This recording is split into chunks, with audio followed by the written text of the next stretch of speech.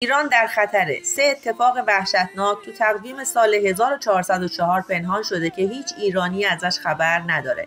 این اتفاقات ابتدای اردیبهشت با شروع موج جدید افزایش دلار و طلا، اوج تورم 50% روی تمام کالاهای مصرفی شروع میشه و هر کی پولش رو به ریال توی بانک گذاشته واسه سود 20% سرمایش پودر میشه. دومین اتفاق این موج میرسه به مسکن و هر کس که مسکن نداره و یا اینکه آپارتمانش رو برای قرارداد اجاره تمدید نکرده آرزو به دلشون میمونه و قیمت‌ها نجومی میشه.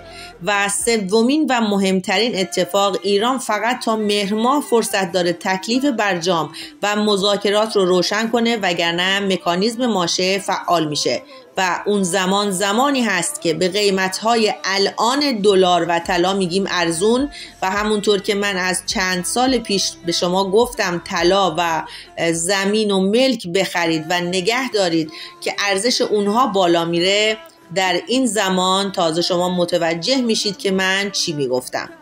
پس تا دیر نشده، زمانی که ونوس الان برگشتی است و طلا یه مقدار قیمتش ریزش میکنه، حتما طلا بخرید یا زمین و ملک.